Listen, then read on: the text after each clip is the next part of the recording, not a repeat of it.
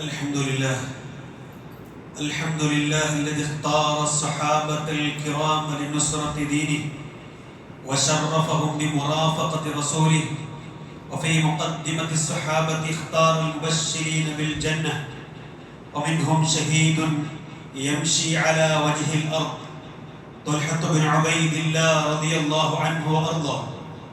أشهد أن لا إله إلا الله وحده لا شريك له شهادة تنظمنا في أبناء الصحابة المتقين وتهدينا إلى سنن السنة آمنين. وأشهد أن سيدنا محمدا عبد الله ورسوله الذي أرشده إلى الشريعة البيضاء. اللهم صل وسلم على نبيك المختار وعلى آله وصحبه الفائزين برضا. أما بعد، فإن خير الكلام كلام الله، وخير السنن سنن محمد صلى الله عليه وسلم، وشر الأمور محدثاتها، وكل محدثة بدعة، وكل بدعة ضلالة. يا أيها الذين آمنوا اتقوا الله حق تقاته ولا تموتن إلا وأنتم مسلمون. أعوذ بالله من الشيطان الرجيم.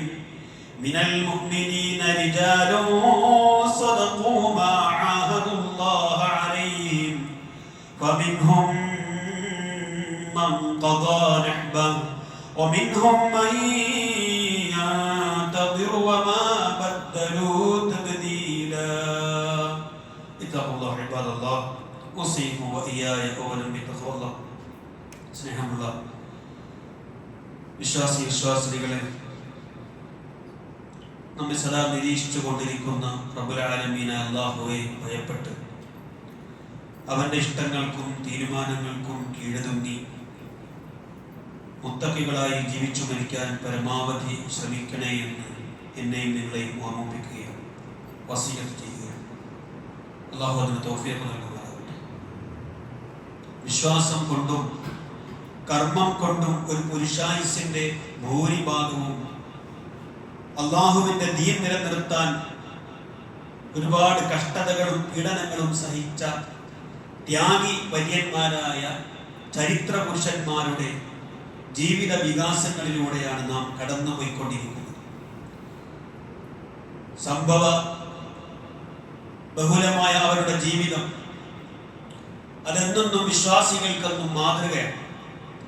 അതിൽ 4 അൽ ഖുലഫാ റാഷിദീൻ അഥവാ റസൂലിന് ശേഷമുള്ള 4 ഖലീഫമാരുടെ ജീവിത ചരിത്രം നാം കേട്ടു കഴിഞ്ഞു. അതിനു പുറമെ ഇനിയും അൽ അശ്റത്തുൽ മുബശ്ശരീന ബിൽ ജന്ന, സ്വർഗ്ഗം കൊണ്ട് സന്തോഷ വാർത്ത അറിയിക്കപ്പെട്ട 6 പേരുണ്ട്. അല്ലാഹുവിന്റെ റസൂൽ സ്വല്ലല്ലാഹു അലൈഹി വസല്ലം ആ 10 പേരെയും ഒരൊറ്റ ഹദീസിൽ പേരെടുത്തു പറഞ്ഞിട്ടുണ്ട്.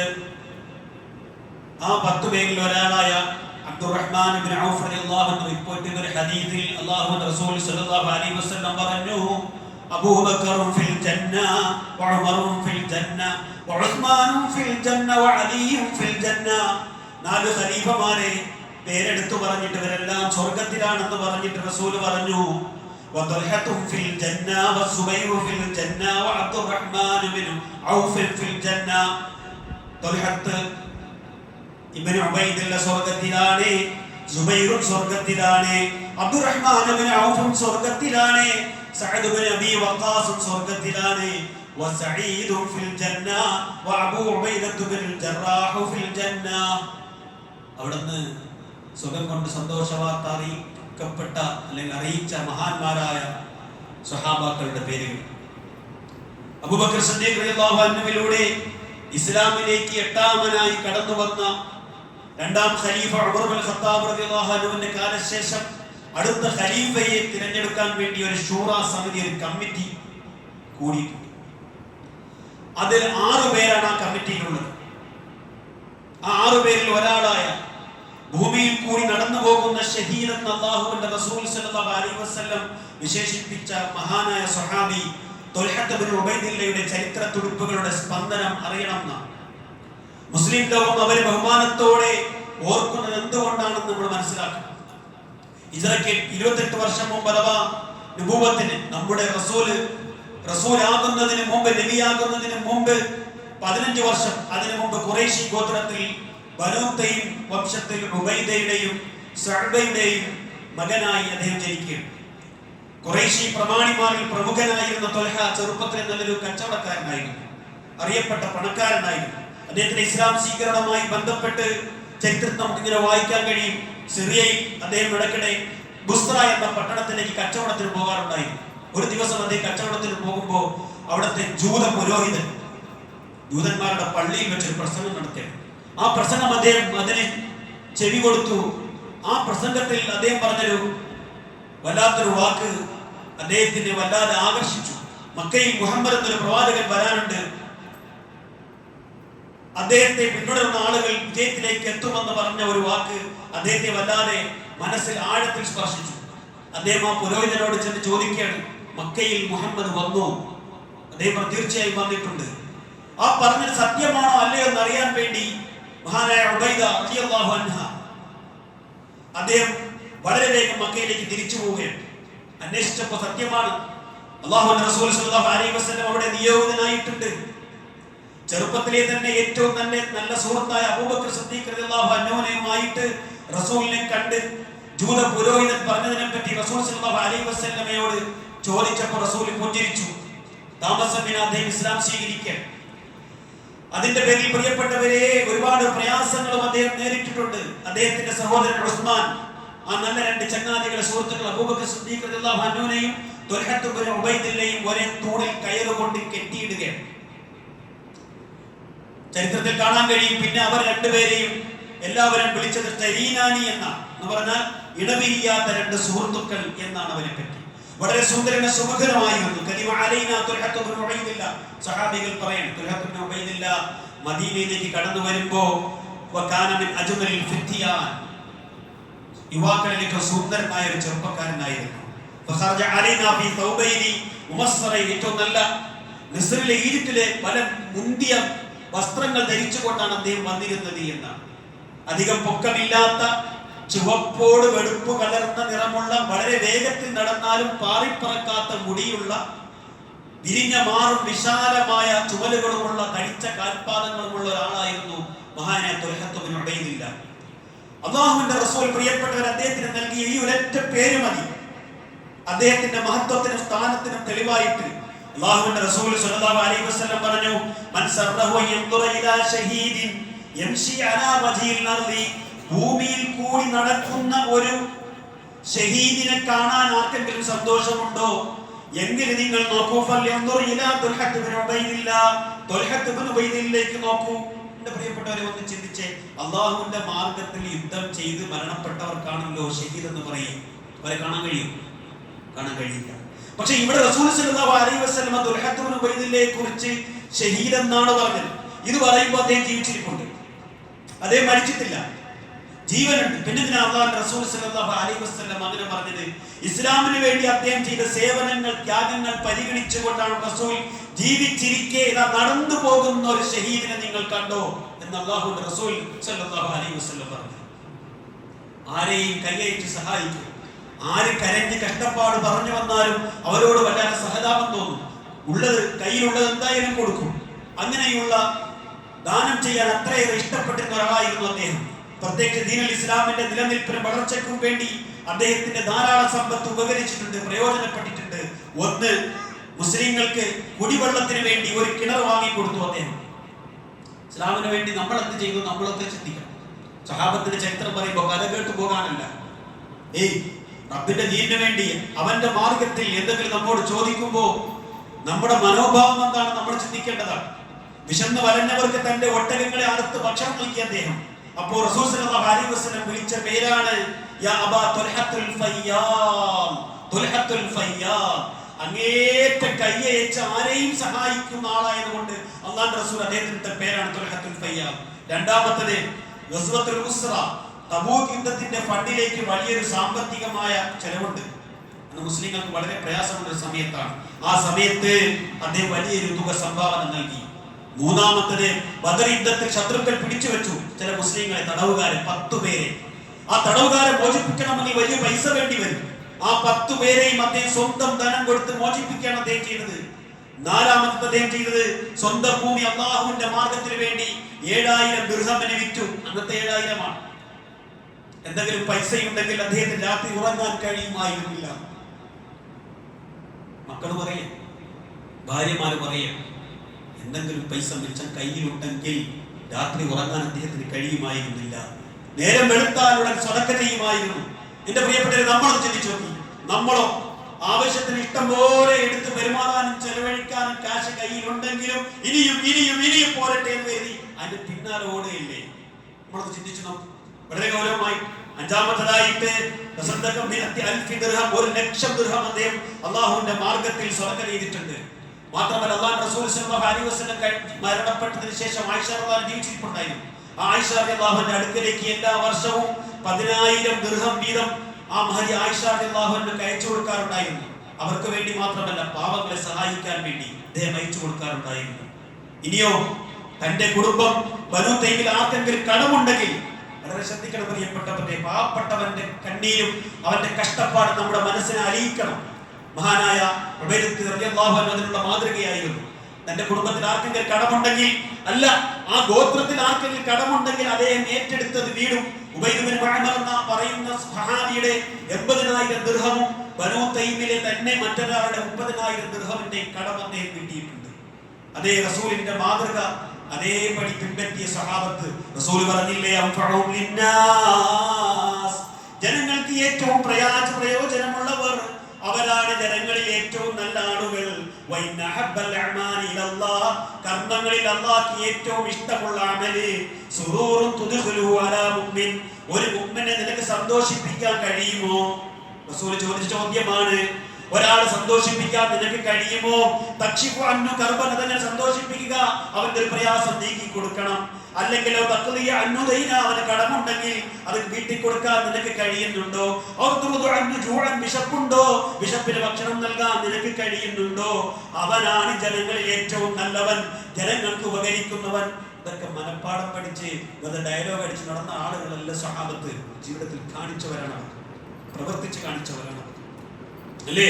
ചില ഇബാദത്തുകളേക്കാൾ മഹത്തരവും പുണ്യമേറിയതുമാണ് കഷ്ടപ്പെടുന്നവരെ സഹായിക്കൽ. അറിയോ, അല്ലാഹുവിന്റെ റസൂൽ സ്വല്ലല്ലാഹു അലൈഹി വസല്ലം പറഞ്ഞു, വല അംശി മഅ അഖി മുസ്ലിം, എന്റെ മുസ്ലിം സഹോദരന്റെ ഒപ്പം നടക്കുക, അവനെ സഹായിക്കുക എന്നത് ഫീ ഹാജത്തി, എന്തെങ്കിലും ആവശ്യം നീട്ടി കൊടുക്കുക എന്നത് അഹബ്ബു ഇലയ്യ, എനിക്ക് ഏറ്റവും ഇഷ്ടമാണ്, മിൻ അൻ അഅതഖിഫ ശഹറൈനി ഫീ മസ്ജിദി, ഒരു പള്ളിയിൽ, ഏതെങ്കിലും പള്ളി ആയിക്കോട്ടെ, റസൂലിന്റെ പള്ളി, ആ റസൂലിന്റെ പള്ളിയിൽ നമസ്കരിച്ചാൽ ഒരു റക്അത്തിന് എത്ര കൂലിയ ആലോചിച്ച് നോക്ക്. ഈ പള്ളിയിൽ ഇഅ്തികാഫ് ഇരിക്കുന്നതിനേക്കാൾ നിങ്ങൾക്ക് പുണ്യമാണ് ഒരു പാവപ്പെട്ടവരെ സഹായിക്കുക.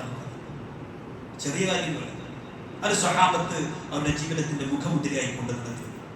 പ്രിയപ്പെട്ടവരെ, നമുക്ക് ഒരുപാട് സമ്പത്ത് ഉണ്ടായിട്ട് എന്താ കാര്യം? റബ്ബിന് പൊരുത്തപ്പെട്ട മാർഗത്തിൽ ചെലവഴിക്കാൻ മനസ്സിനെ പാകപ്പെടുത്തിയിട്ടുണ്ടോ?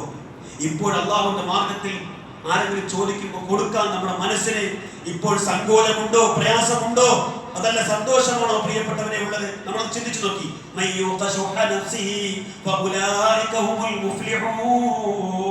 മനസ്സിന്റെ പിശുക്കിൽ നിന്ന് ആര് സംരക്ഷിക്കപ്പെട്ടുവോ അവർ തന്നെയാകുന്നു വിജയികൾ.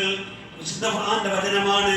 ഇനി നമ്മൾ ചിന്തിക്കേണ്ട പ്രിയപ്പെട്ടവരെ, ഈ സ്വഹാബത്തിന്റെ ചരിത്രമൊക്കെ നമ്മൾ പറഞ്ഞുകൊണ്ടിരിക്കുമ്പോൾ ദീനിനു വേണ്ടി നാം ഇതുവരെ നമ്മൾ എന്ത് ചെയ്തു നമ്മൾ ആലോചിച്ചു. എന്താ നമ്മൾ ചെയ്തത്? അതിന് അവസരം കിട്ടിയിട്ട് നമുക്കത് ഉപയോഗപ്പെടുത്താൻ കഴിഞ്ഞിട്ടുണ്ട്. വളരെ ഗൗരവമായി നമ്മൾ ചിന്തിച്ചു. ദീനിനെ സഹായിക്കാനും കഷ്ടപ്പെടുന്നവരെ സഹായിക്കാനുമുള്ള മനസ്സ് കാട്ടിയത് കൊണ്ട് റസൂൽ സല്ലല്ലാഹു അലൈഹി വസല്ലം അദ്ദേഹത്തിന് ഒരുപാട് സ്ഥാനപ്പേരുകൾ നൽകിയിട്ടുണ്ട്. അവിടെ ആ തബൂക്ക് യുദ്ധത്തിൽ വലിയൊരു തുക സംഭാവനയായി നൽകിയപ്പോൾ അല്ലാഹുവിന്റെ റസൂൽ സല്ലല്ലാഹു അലൈഹി വസല്ലം, അതുപോലെ ഖൈബർ യുദ്ധത്തിലും അദ്ദേഹം വലിയൊരു സംഭാവന ദീനിനു വേണ്ടി നൽകിയപ്പോൾ റസൂൽ നൽകിയ പേരാണ് ത്വൽഹത്തുൽ ജൂദ്. ത്വൽഹത്തുൽ ഫയ്യാദ് നേരത്തെ പറഞ്ഞു. ത്വൽഹത്തുൽ ജൂദ്, അങ്ങേയറ്റം കയ്യയച്ച് അള്ളാഹുവിന്റെ മാർഗത്തിൽ ദാനം ചെയ്യുന്ന ആളെന്നാണ് വാക്കിന്റെ അർത്ഥം. പ്രിയപ്പെട്ടവരെ, ബദർ യുദ്ധത്തിലൊഴികെ മറ്റെല്ലാ യുദ്ധങ്ങളിൽ റസൂലിനൊപ്പം പങ്കെടുത്തിട്ടുണ്ട്. ബദർ യുദ്ധം നടക്കുമ്പോൾ അദ്ദേഹം കച്ചവട ആവശ്യാർത്ഥം സിറിയയിലേക്കായി പോയിരുന്നു, അല്ലേ? ത്വൽഹത്ത് ബിൻ ഉബൈദിനെ കുറിച്ച് പറയുമ്പോൾ മറക്കാൻ കഴിയുമോ ഉഹദ് യുദ്ധത്തിന്റെ ദിവസം? നമ്മുടെ മനസ്സിൽ ഉഹദ് യുദ്ധം വന്നെത്തിയില്ലേ, അല്ലേ? നേതാവായ റസൂലിന്റെ വാക്ക് കേൾക്കാതെ അനുസരണക്കേട് കാണിച്ചപ്പോൾ ആദ്യ ഭാഗത്ത് വിജയിച്ച മുസ്ലിങ്ങൾ ആകെ തളർന്ന് പരാജയപ്പെട്ട യുദ്ധം. റസൂലിന്റെ നെറ്റി പൊട്ടി രക്തം വാർന്നൊഴുകിയ ഉഹദിന്റെ രണാങ്കണം. ആ ഉഹദ് രണാങ്കണത്തിൽ അദ്ദേഹം പ്രകടിപ്പിച്ച ധൈര്യവും ത്യാഗവും ക്ഷമയും ചരിത്രത്തിൽ തുല്യതയില്ലാത്ത വളരെ വൈകാരികമായ രംഗമായിരുന്നു. പ്രിയപ്പെട്ടവരെ, ഉഹദ് യുദ്ധത്തിൽ പിന്നിൽ നിന്നുള്ള ശത്രുക്കളുടെ അപ്രതീക്ഷിതമായ ആക്രമണത്തിൽ ഒരു വേള പതറിപ്പോയ സഹാബികൾ പലരും യുദ്ധക്കളം വിട്ട് ഓടിപ്പോയി. മനുഷ്യരല്ലേ, അവർ ഓടിപ്പോയി. മരണം വരെ ഞങ്ങൾ റസൂലിനെ ശത്രുക്കൾക്ക് വിട്ടുകൊടുക്കില്ല എന്ന് പ്രഖ്യാപിച്ച 12 സഹാബികൾ ഉണ്ടായിരുന്നു.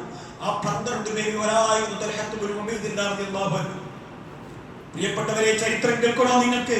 ഒരു കൂട്ടം ശത്രുക്കൾ റസൂലിനെ വകവരുത്താനായി പാഞ്ഞെടുക്കുകയാണ്.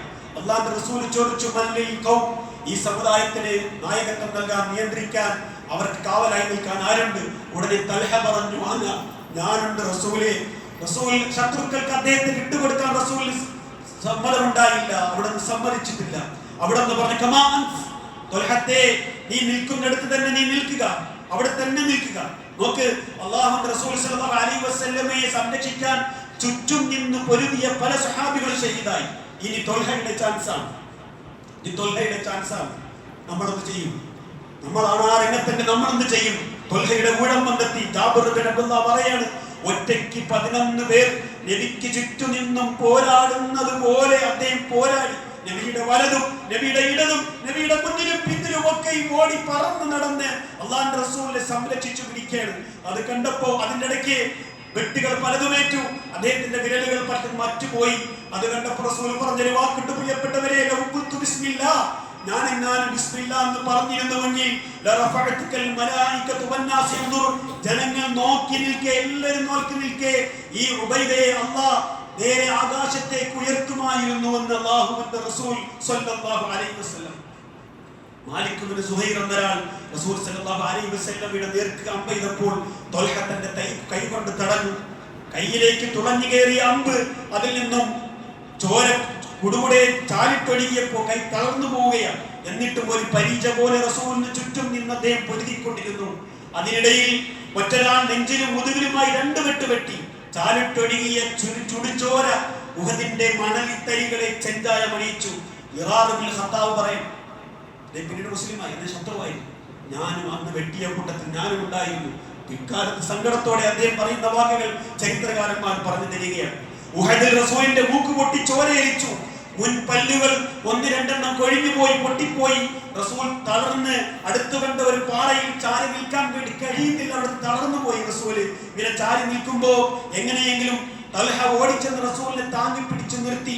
അതിനിടയിൽ ഒരുപാട് വെട്ടും കുത്തുമേറ്റു. അത് കണ്ട റസൂൽ സല്ലല്ലാഹു അലൈഹി വസല്ലം നിറകണ്ണുകളോടെ പറഞ്ഞൊരു വാക്കുണ്ട്, ഔജബ തൽഹ, ഔജബ തൽഹ, തൽഹയ്ക്ക് സ്വർഗ്ഗം നിർബന്ധമായി, ത്വൽഹയ്ക്ക് സ്വർഗ്ഗം നിർബന്ധമായി കഴിഞ്ഞിരിക്കുന്നു, ഉറപ്പിച്ചു കഴിഞ്ഞിരിക്കുന്നു എന്ന്. യുദ്ധം കഴിഞ്ഞപ്പോഴേക്ക് തളർന്നു കുഴഞ്ഞ ത്വൽഹയുടെ ബോധം പോയി. അതിന് ദൃക്സാക്ഷിയായി ഓടി വന്ന അബൂബക്കർ സിദ്ദീഖ് റളിയല്ലാഹു അൻഹു പറയാണ്, എന്നോടും അബൂബൈദയോടും റസൂൽ പറഞ്ഞു, ഉബൈദയുടെ കാര്യം നോക്കുക. ഞങ്ങൾ അദ്ദേഹത്തിന്റെ അടുത്തെത്തുമ്പോൾ 70ഓളം വെട്ടും കുത്തും അദ്ദേഹത്തിന്റെ ശരീരത്തേറ്റിട്ടുണ്ട്. ആയിഷ റളിയല്ലാഹു അൻഹ പറയാം, അബൂബക്കർ സിദ്ദീഖ് അല്ലാഹുവിന്റെ മകൾ റസൂലിന്റെ ഭാര്യ, കാന അബൂബക്കർ ഇദാ ദക്കറ യൗമ ഉഹദിന്റെ ദിവസം അബൂബക്കർ സിദ്ദീഖ് റളിയല്ലാഹു അൻഹു എപ്പോഴെങ്കിലും ഓർമ്മയിൽ വന്നാൽ അതിനെപ്പറ്റി പറഞ്ഞാൽ അദ്ദേഹം പറയും, ദാലിക കുല്ലുഹു യൗമു തൽഹ, ആ ദിവസം മുഴുവനും ത്വൽഹയുടെ ദിവസമായിരുന്നു. ഉഹദ് യുദ്ധത്തിന്റെ ദിവസം മുഴുവനും ത്വൽഹയുടെ ദിവസമായിരുന്നു. റസൂലിനെ ലോകത്തുള്ള മറ്റെല്ലാവരെക്കാളും സ്നേഹിച്ച ത്വൽഹയെ കുറിച്ച് തന്റെ പൊന്നാര നേതാവ് റസൂൽ എന്താ പറയണമെന്നറിയോ? അതെ, റസൂൽ സല്ലല്ലാഹു അലൈഹി വസല്ലം പിന്നീട് ഈ ഉഹദ് യുദ്ധത്തെ പറ്റി റസൂൽ പറയുമ്പോൾ അഭിമാനത്തോടെ പറയുന്ന ഒരു വാക്കുണ്ടായിരുന്നറിയോ? ലഖദ് റഅയ്തുനി യൗമ ഉഹദ്, ഉഹദ് യുദ്ധത്തിൽ വമാ ഫിൽ അർദി ഖുർബി മഖ്ലൂഖുൻ ഗൈറ ജിബ്രീൽ അൻ യമീനി, എന്റെ വലതുഭാഗത്ത് ജിബ്രീലും വതൽഹത്തു അൻ യസാരി, ഇടതുഭാഗത്തും ത്വൽഹത്തും അല്ലാതെ ഭൂമിയിൽ ഒരു മഖ്ലൂഖുമില്ലായിരുന്നു എന്നെ സംരക്ഷിക്കാൻ. വലതുഭാഗത്ത് ജിബ്രീൽ, ഇടതുഭാഗത്ത് ത്വൽഹ മാത്രമേ ഉള്ളൂ. നോക്കണം, അല്ലാഹുവിന്റെ റസൂലെ സ്വന്തം സഹാബിയെ കുറിച്ച് ഫഖർ പറയുന്നത് കണ്ടോ? ദീനിനോടുള്ള അടങ്ങാത്ത കൂറ്, ആ ദീനിന് നേതൃത്വം വഹിക്കുന്ന മഹാനായ റസൂലിനോടുള്ള ആത്മാർത്ഥമായ സ്നേഹം എങ്ങനെ തെളിയിക്കാൻ പറ്റുമെന്ന് കാണിച്ചു തന്ന കറകടഞ്ഞ പ്രവാചക സ്നേഹിയായിരുന്നു ത്വൽഹത്ത് ബിൻ ഉബൈദില്ലാഹ്. ഇന്ന് റസൂലിന് വേണ്ടി, എന്റെ പ്രിയപ്പെട്ടവരെ ഒന്ന് ചിന്തിക്കുക, ഇന്ന് റസൂലിന് വേണ്ടി കുത്തും വെട്ടും കുത്തുമെന്ന് നമ്മൾ കൊള്ളണ്ട. ആ മുത്ത് റസൂലിന്റെ ഇസ്ലാമിന്റെ ശത്രുക്കൾ സ്റ്റേജിലും പേജിലും മീഡിയകളിലും കൊത്തി വലിക്കുമ്പോൾ നമ്മുടെ മനസ്സിൽ വേണം വേദനയും പ്രതിഷേധവും. അവനെ തെറിവിളിച്ചുകൊണ്ടല്ല, അവനെതിരെ രോഷമുയർത്തിക്കൊണ്ടല്ല, പിന്നെയോ തിരുത്തി കൊടുക്കണം. വൈകാരികമായിട്ടല്ല, ആശയപരമായി അവിടുത്തെ ജീവിതം സ്വയം നമ്മൾ പഠിക്കണം. അതെ, സീറത്തുൽ റസൂൽ, സീറത്തുൽ നബി സല്ലല്ലാഹു അലൈഹി വസല്ലം നമ്മൾ പഠിക്കണം ആദ്യം പ്രിയപ്പെട്ടവരെ. എന്നിട്ട് അവിടുത്തെ ജീവിതം പഠിച്ച് സ്വന്തം ജീവിതം നന്നാക്കി കാണിച്ചു കൊടുക്കാൻ നമുക്ക് സാധിക്കണം. മാനവരിൽ മഹോന്നതനായ ആ നേതാവിന്റെ അനുയായിയാണ് താനെന്ന് പ്രിയപ്പെട്ടവരെ നമ്മൾ ഒരിക്കലെങ്കിലും അഭിമാനിക്കുന്നുവെങ്കിൽ, ഒരു മുസ്ലിമാണെന്ന് പറയാൻ നമ്മൾ മടിക്കുന്നില്ലെങ്കിൽ,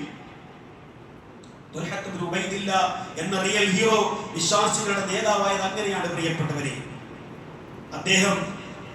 അദ്ദേഹത്തെ സ്വഹാബത്ത് പറയാണ്, അദ്ദേഹം മരണപ്പെട്ടു പോകുമ്പോൾ റസൂൽ തൃപ്തിയുള്ള ആളായിരുന്നു. അള്ളാഹുവിന്റെ റസൂൽ ഇഷ്ടപ്പെട്ട ഒരാള്, അള്ളാഹുവിന്റെ റസൂലിന്റെ തൃപ്തി ലഭിച്ച ഒരാള്, ഇതിനെക്കാളും സ്ഥാനമാണ് പ്രിയപ്പെട്ടവരെ വേണ്ടത്.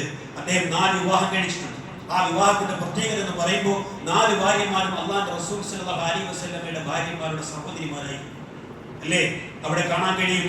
അവിടെ ഒന്ന് ഉമ്മു കുൽസൂം, അബൂബക്കർ സിദ്ദീഖ് റളിയല്ലാഹു അൻഹുവിന്റെ മറ്റൊരു മകൾ ആയിഷയുടെ സഹോദരി, അവരാണ് അദ്ദേഹം വിവാഹം കഴിച്ചത്. രണ്ടാമത്തത് ഹംന ബിൻത് ജഹ്ഷ്, സൈനബ് ബിൻത് ജഹ്ഷ് എന്ന് പറയുന്ന റസൂലിന്റെ മറ്റൊരു ഭാര്യയുടെ അനിയത്തിയ റസൂൽ ഇദ്ദേഹം രണ്ടാമതായി കല്യാണം കഴിച്ചത്. ഫാരിഅത്തു ബിൻത് അബീ സുഫിയാൻ ഉമ്മു ഹബീബ, റസൂൽ സല്ലല്ലാഹു അലൈഹി വസല്ലമയുടെ മറ്റൊരു ഭാര്യയാണ്. അവരുടെ അനുജത്തിയെ ഫാരിഅയാണ് ഇദ്ദേഹം മൂന്നാമതായി വിവാഹം കഴിച്ചത്.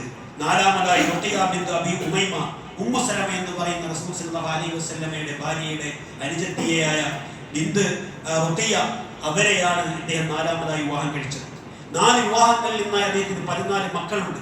എല്ലാവരുടെയും പേരുകൾ നമ്മൾ ചിന്തിക്കണം, നമ്മുടെ മക്കളുടെ പേരൊക്കെ എന്തായിരിക്കും, അല്ലെ? പേരുകൾ പ്രവാചകന്മാരുടെയും അവരുടെ ഭാര്യമാരുടെയും മക്കളുടേതുമായിരുന്നു. ഈ മഹാന്മാരുടെ ചരിത്രമൊക്കെ പറഞ്ഞിട്ട് ശൈഖുൽ ഇസ്ലാം ഇബ്നു തൈമിയ്യ പറയുന്നൊരു വാക്കുണ്ട്, ഈ സഹാബത്തിന്റെ ചരിത്രത്തിൽ ഉൾക്കാഴ്ചയോടെ ചിന്തിച്ച് മനസ്സിലാക്കിയാൽ ഒരുപാട് ശ്രേഷ്ഠത ഇവർക്ക് കൊടുത്തതായി നമുക്ക് കാണാൻ കഴിയും. അങ്ങനെ കാണുമ്പോൾ ഉറപ്പായിട്ടും ആ ചരിത്രം പഠിക്കുന്ന ഒരാൾക്ക് അമ്പിയാക്കൾ കഴിഞ്ഞാൽ സൃഷ്ടികളിൽ ഏറ്റവും നല്ലവരാണ് ഈ സഹാബികളെന്ന്, അതിനുശേഷം അതുപോലെ വേറെ ഉണ്ടായിട്ടില്ല. അവരെ പോലെ ഇനി ഉണ്ടാവുകയില്ല. ഉണ്ടാവുമോ? സഹാബത്തിനെ പോലെ ഉണ്ടാവുമോ ഇനി? ഇല്ല. ഈ ഉമ്മത്തിലെ ഏറ്റവും തെളിഞ്ഞ ശുദ്ധമായ മനസ്സിന്റെ ഉടമകളാണവർ. നിർമ്മലമായ മനസ്സിന്റെ, ആരോടും പകയില്ലാത്ത, വിദ്വേഷമില്ലാത്ത, റബ്ബിന്റെ മാർഗത്തിൽ മാത്രം സാഹോദര്യബന്ധം കാത്തു സൂക്ഷിക്കുന്ന തെളിഞ്ഞ മനസ്സുള്ള ഏറ്റവും നല്ല മനുഷ്യരായിരുന്നു അവർ. അല്ലാഹ് ഏറ്റവും ആദരിച്ച ആളുകളായിരുന്നു എന്ന് അദ്ദേഹം പറയുന്നു. ഷഹീദാകുമെന്ന് റസൂൽ സല്ലല്ലാഹു അലൈഹി വസല്ലം നേരത്തെ തന്നെ പ്രിയപ്പെട്ടവരെ പറഞ്ഞിരുന്നു. അല്ലാഹുവിന്റെ റസൂൽ ഹിറയിൽ കയറി. ആ ഹിറയിൽ കയറിയപ്പോ ആ ഹിറയൊന്ന് കുലുങ്ങി. റസൂൽ സല്ലല്ലാഹു അലൈഹി വസല്ലം ഹിറ പർവതത്തിനോട് പറഞ്ഞു, ഒന്ന് അടങ്ങ്. വമാ അലൈക ഇല്ലാ നബിയ്യുൻ ഔ സിദ്ദീഖുൻ ഷഹീദ് വഅലൈഹി നബി അബൂബക്കർ വഉമർ വഉസ്മാൻ വഅലി വതൽഹ. ആ കൂട്ടത്തിൽ 10ഓളം സഹാബികൾ ഉണ്ടായിരുന്നു. ആ കൂട്ടത്തിൽ ത്വൽഹയും ഉണ്ടായിരുന്നു. അതിൽ റസൂൽ ഷഹീദ് എന്ന് വിശേഷിപ്പിച്ച ശുഹദാക്കളുടെ കൂട്ടത്തിലായിരുന്നു അബൂ ത്വൽഹയും. 4ാം ഖലീഫ അലി റളിയല്ലാഹു അൻഹു തിരഞ്ഞെടുക്കപ്പെടുമ്പോൾ മുസ്ലിങ്ങൾക്കിടയിലുള്ള അഭിപ്രായ ഭിന്നതയെപ്പറ്റി കഴിഞ്ഞ ഖുതുബയിൽ നമുക്ക് മനസ്സിലാക്കിയിരുന്നു, അല്ലേ? ഉസ്മാൻ റളിയല്ലാഹു അൻഹുവിന്റെ ഘാതകരെ, കൊലയാളികളെ പിടികൂടാതെ ഞങ്ങൾ അലി റളിയല്ലാഹു അൻഹു ബൈഅത്ത് ചെയ്യാൻ തയ്യാറല്ല എന്ന നിലപാടായിരുന്നു ത്വൽഹ. കഥാനായക ത്വൽഹ ഇബ്നു ഉബൈദില്ലയും സുബൈർ ബിൻ അവ്വാം റളിയല്ലാഹു അൻഹു, ആയിഷ റളിയല്ലാഹു അൻഹു പോലെയുള്ള ആളുകളുടെ അതുമായി ബന്ധപ്പെട്ടുണ്ടായ തർക്കമാണ് ഹിജറ 36-ാം വർഷം ബസറയിൽ വെച്ച് നടന്ന മുസ്ലിങ്ങൾ തമ്മിൽ നടന്ന ജമൽ യുദ്ധം. പിന്നീട് 37-ൽ സിറിയയിൽ വെച്ച് സിറിയൻ ഗവർണറായ മുആവിയ റളിയല്ലാഹു അൻഹു സൈന്യവുമായി ഉണ്ടായ സിഫീൻ യുദ്ധത്തിലേക്ക് നയിച്ചത്. കൂഫയിലേക്ക് ത്വൽഹയും സുബൈറും ആയിഷ റളിയല്ലാഹു അൻഹു വന്ന എന്തിനാ? ഭരണകൂടത്തിനെതിരെ തിരിയാനോ ജനങ്ങളെ ഭരണകൂടത്തിനെതിരെ ഇളക്കി വിടാനോ അല്ലായിരുന്നു, മറിച്ച് ഉസ്മാൻ റളിയല്ലാഹു അൻഹുവിന്റെ ഘാതകരിൽ പലരും അവിടെ ഉണ്ടായിരുന്നു, അവരെ പിടികൂടാനായിരുന്നു.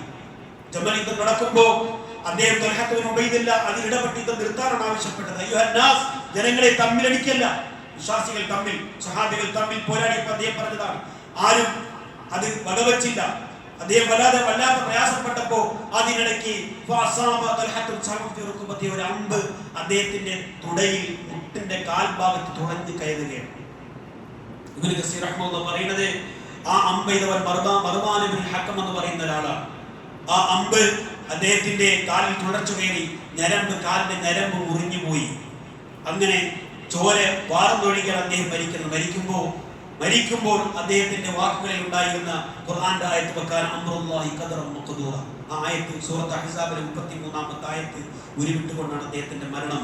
അദ്ദേഹം മരിക്കുമ്പോൾ അദ്ദേഹത്തിന് 62 വയസ്സായിരുന്നു പ്രായം. ബസറയിലാണ് അദ്ദേഹത്തിന്റെ ഖബർ അടക്കിയിട്ടുള്ളത്. അദ്ദേഹത്തെ പറ്റിയാണ് ഞാൻ തുടക്കത്തിൽ നിങ്ങൾ ഓതിക്കേൽപ്പിച്ച ആയത്തുണ്ടല്ലോ, സൂറത്തുൽ അഹ്സാബിലെ 23-ാമത്തെ ആയത്ത്, മിനൽ മുഅ്മിനീന റിജാലുൻ സദഖൂ, വിശ്വാസികളുടെ കൂട്ടത്തിൽ ചില ആളുകളുണ്ട്, സദഖൂ മാ അഹദുല്ലാഹ്, അല്ലാഹുവോട് എന്തെങ്കിലും ഒരു കരാർ ചെയ്തിട്ടുണ്ടെങ്കിൽ അതവർ പാലിക്കുന്നവരാണ്. വമിൻഹും മൻ ഖളാ നഹ്ബഹു, അവരിൽ ചില ആളുകൾ അല്ലാഹുവോട് ഉടമ്പടി ചെയ്തിട്ട് അത് പാലിച്ചവരാണ്. വമിൻഹും മൻ ഖളാ നഹ്ബഹു, അങ്ങനെ അവർ ചിലർ രക്തസാക്ഷിത്വത്തിലൂടെ ഷഹീദാകുന്നതിലൂടെ തങ്ങളുടെ പ്രതിജ്ഞ നിറവേറ്റിയവർ. വമിൻഹും മൻ യന്തളിറു, അതിൽ ഇനിയും ചില ആളുകളുണ്ട്, അവർ ഷഹീദാകാൻ കാത്തിരിക്കുന്നുണ്ട്. സഹാബത്തിനെ പറ്റി പറഞ്ഞതാ, അവർ ഷഹീദാകാൻ കാത്തിരിക്കുന്നുണ്ട്. വമാ ബദ്ദലു തബ്ദീല, അല്ലാഹുവോട് നടത്തിയ കരാർ അവർ മാറ്റി പറഞ്ഞിട്ടില്ല, അവർ മാറ്റി വെച്ചിട്ടില്ല, നിറവേറ്റിയവരാണ് അവർ. സൂറത്തുൽ അഹ്സാബിലെ അല്ലാഹുവിന്റെ റസൂൽ സ്വല്ലല്ലാഹു അലൈഹി വസല്ലമ ഈ ആയത്ത് ഓതിയിട്ടാണ് നോക്കിയത്. ആർക്ക് നേരെ ചൂണ്ടിക്കൊണ്ട് ചൂണ്ടിക്കൊണ്ട് പറഞ്ഞത്, ഭൂമിയിൽ കൂടി നടക്കുന്ന ജീവിച്ചിരിക്കുന്ന ഒരു ഷഹീദിനെ കാണണമെങ്കിൽ നിങ്ങൾ നോക്കിക്കോന്നു അല്ലാഹുവിന്റെ റസൂൽ സ്വല്ലല്ലാഹു അലൈഹി വസല്ലം പറഞ്ഞത്. അല്ലേ ഷഹീദായ ഒരാളെ നിങ്ങൾക്ക് കാണണമെങ്കിൽ എന്നാണ് റസൂൽ സ്വല്ലല്ലാഹു അലൈഹി വസല്ലം പറഞ്ഞത്. അവിടെ മുആവിയ റളിയല്ലാഹു അൻഹു, അല്ലാഹുവിന്റെ റസൂൽ സ്വല്ലല്ലാഹു അലൈഹി വസല്ലം ഇബ്നു തൽഹ അദ്ദേഹം പറയുന്നത്, ഞാൻ മുആവിയയുടെ അടുത്തേക്ക് കടന്നു. മുആവിയ പറഞ്ഞൊരു വാക്കുണ്ട്, സമീഅതു റസൂലുള്ളാഹി സ്വല്ലല്ലാഹു അലൈഹി വസല്ലം തുൽഹ മിമ്മൻ ഖളാ നഹ്ബഹു, ആ സൂറത്ത് അഹ്സാബിൽ പറഞ്ഞ ആ ഖളാ നഹ്ബഹു ഉണ്ട്, ഷഹീദാകുന്നതിലൂടെ തന്റെ പ്രതിജ്ഞ നിറവേറ്റിയാണെന്ന് പറഞ്ഞില്ലേ, അത് ഉബൈദയാണ്. അല്ലാഹുവിന്റെ റസൂൽ സ്വല്ലല്ലാഹു അലൈഹി വസല്ലം പറഞ്ഞു, തുൽഹത്തും വസുബൈറു ജാറായ ഫിൽ ജന്ന, തുൽഹത്തും സുബൈറും സ്വർഗ്ഗത്തിലെ എൻ്റെ അയൽക്കാരാണ്. അല്ലാഹുവിന്റെ റസൂൽ സ്വല്ലല്ലാഹു അലൈഹി വസല്ലം പറയാണ്. നോക്ക്, ജബൽ യുദ്ധം കഴിഞ്ഞു അല്ലേ, മുസ്ലിങ്ങൾ തമ്മിലുണ്ടായ യുദ്ധമായിരുന്നല്ലോ അല്ലേ, ഒരുപാട് ആളുകൾ അതിൽ മരിച്ചു. മഹാനായ അലി ഇബ്നു അബീ താലിബ് ആ ഷഹീദായ ആളുകൾക്കിടയിലൂടെ നടന്നു പോയി എല്ലാവർക്കും വേണ്ടി നമസ്കരിച്ചു. അങ്ങനെ അവിടെ സുബൈർ ഇബ്നുൽ അവ്വാം തുൽഹത്ത് ഇബ്നു ഉബൈദില്ലയുടെ ജനാസ കണ്ടപ്പോൾ അദ്ദേഹം പറഞ്ഞൊരു വാക്കുണ്ട്, ഇന്നി ലഅർജു അൻ നകൂന അന തുൽഹ വസുബൈർ ഉസ്മാൻ റളിയല്ലാഹു അൻഹു, സുബൈർ ഇബ്നുൽ അവ്വാം, തുൽഹ.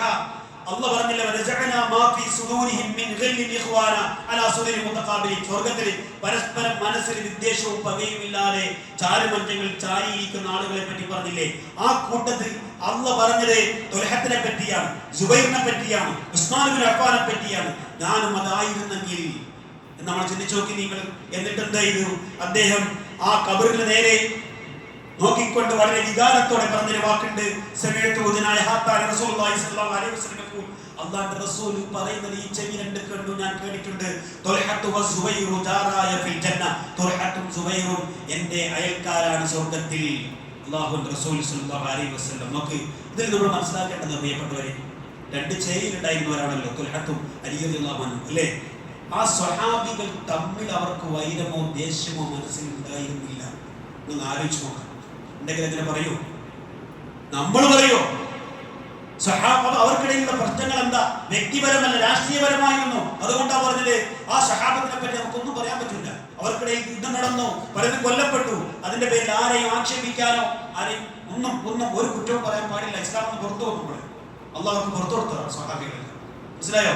റസൂൽ സല്ലല്ലാഹു അലൈഹി വസല്ലമയുടെ റിപ്പോർട്ട് ചെയ്ത ഹദീസുകൾ അവിടെ കാണാം. ഏകദേശം 38ഓളം ഹദീസുകൾ അദ്ദേഹം റിപ്പോർട്ട് ചെയ്തിട്ടുണ്ട്. 2 ഹദീസുകൾ മുത്തഫഖുൻ അലൈഹി, ബുഖാരി മുസ്ലിം ഉദ്ധരിച്ച ഹദീസ്. അതിൽ ഒന്ന് അവിടെ ബുഖാരി മാത്രമായിട്ട് 2 ഹദീസുകൾ റിപ്പോർട്ട് ചെയ്ത ഹദീസുകൾ അദ്ദേഹം റിപ്പോർട്ട് ചെയ്തിട്ടുണ്ട്. അതുപോലെ ആ കൂട്ടത്തിൽ മുസ്ലിം റഹ്മഹുല്ലാഹ് ഉദ്ധരിച്ച 3 ഹദീസുകൾ അദ്ദേഹം റിപ്പോർട്ട് ചെയ്തിട്ടുണ്ട്. അല്ലാഹു ആ മഹാനുഭാവന്റെ ജീവിതം മാതൃകയാക്കി ജീവിതം ചിട്ടപ്പെടുത്താനും തഖ്വയിൽ അധിഷ്ഠിതമായ ജീവിതം നയിക്കാനും അല്ലാഹു നമുക്ക് തൗഫീഖ് നൽകുമാറാകട്ടെ. അഖൂലു ഖൗലി ഹാദാ അസ്തഗ്ഫിറുല്ലാഹ് വസ്തഗ്ഫിറുഹു ഇന്നഹു ഹുവൽ ഗഫൂറുർ റഹീം.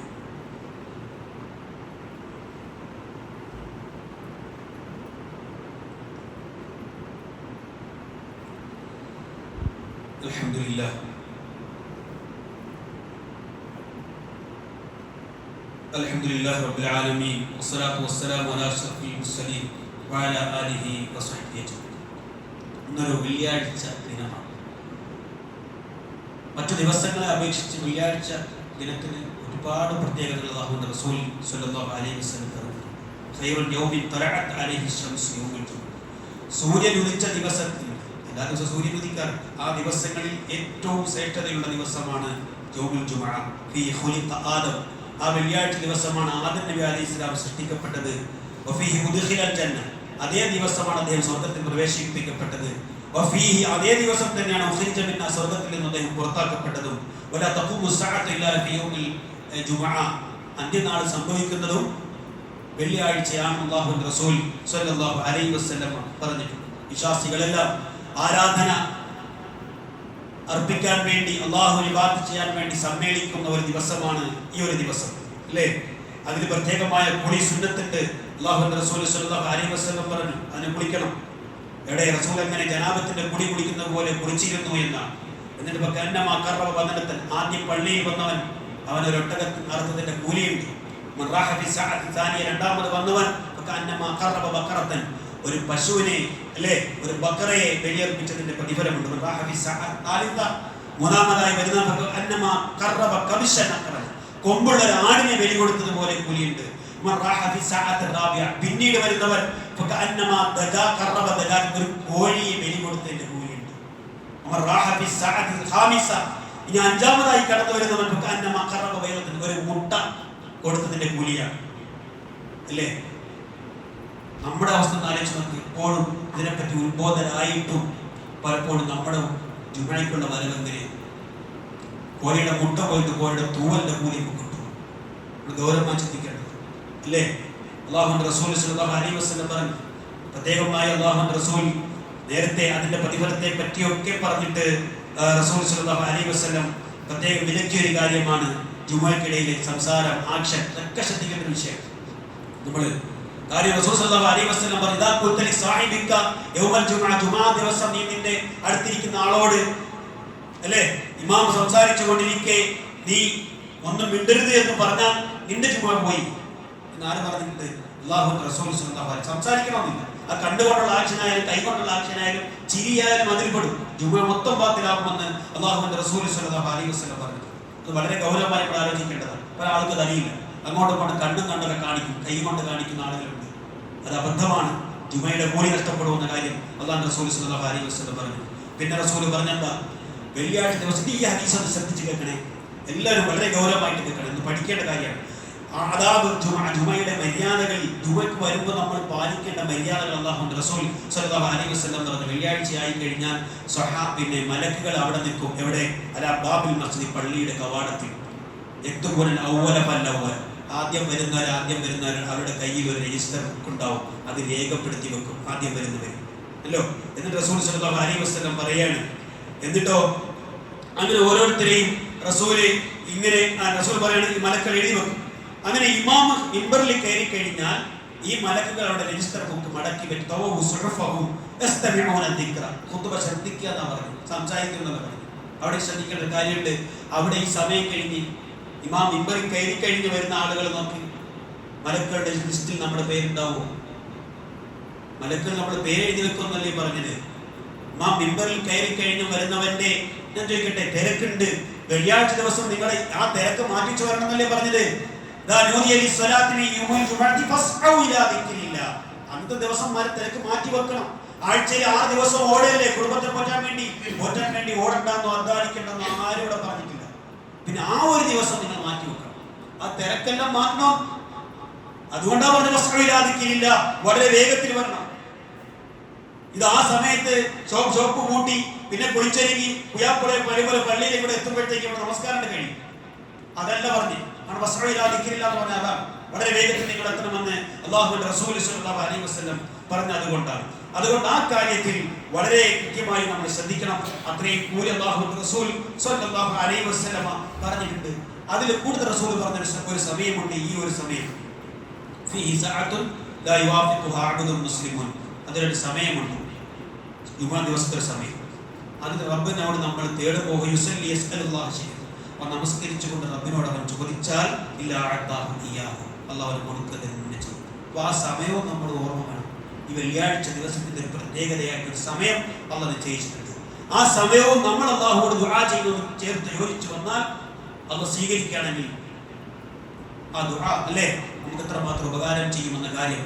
അതുകൊണ്ട് അക്കാര്യത്തിൽ ദുആ എന്നത് കേവലം ഒരു ആഴ്ചയിലുള്ള ഒരു ഇബാദത്ത് നിലക്ക് അതിനെ നിസാരമാക്കി കാണാതെ അതിന്റെ പവിത്രതയ്ക്ക് കളങ്കം വരുന്ന രീതിയിൽ നമ്മൾ ഒരു പ്രവർത്തനവും ചെയ്യാതെ അതിന്റെ മഹാത്മ്യം ഉൾക്കൊണ്ടുകൊണ്ട് അതിന്റെ ആദാബുകൾ പാലിച്ചു മുന്നോട്ട് പോകാൻ അള്ളാഹു നമുക്ക് എല്ലാവർക്കും തൗഫീഖ് നൽകുമാറാകട്ടെ. അള്ളാഹു നമ്മളിൽ വന്ന പിഴവുകളൊക്കെ പുറത്ത് മാപ്പാക്കി തരുമാറാകട്ടെ. ശരിയായത് ബോധ്യമായാൽ അത് അംഗീകരിക്കുകയും അത് ഉൾക്കൊള്ളുകയും ജീവിതത്തിൽ പകർത്തുകയും ചെയ്യുന്ന മുത്തക്കിലുള്ള കൂട്ടത്തിൽ എല്ലാവരെയും അള്ളാഹു ഉൾപ്പെടുത്തുമാറാകട്ടെ. നമ്മൾ സാമ്പത്തികമായി പ്രയാസങ്ങൾ അനുഭവിക്കുന്നവർക്ക് അള്ളാഹു ആശ്വാസം നൽകുമാറാകട്ടെ. മരിച്ചുപോയവർക്ക് അള്ളാഹു സ്വർഗ്ഗം നൽകി അനുഗ്രഹിക്കുമാറാകട്ടെ. ലോകശൈലിയിൽ കിടക്കുന്ന ഒരുപാട് ആളുകളുണ്ട്. അവർക്ക് അള്ളാഹു ആശ്വാസവും ദീർഘായുസ്സും ആഫിയത്തും അള്ളാഹു പ്രദാനം ചെയ്യുമാറാകട്ടെ. സാമ്പത്തികമായി പ്രയാസങ്ങൾ അനുഭവിക്കുന്നവർക്ക് അള്ളാഹു ഇനി അനുവദനീയമായ മാർഗത്തിലൂടെ അത് വിടാനുള്ള തൗഫീഖ് അല്ലാഹുവേ നീ നൽകണേ റബ്ബേ. اللهم اغفر للمؤمنين والمؤمنات والمسلمين والمسلمات الأحياء منهم والأموات إنك مجيب الدعوات وقاضي الحاجات.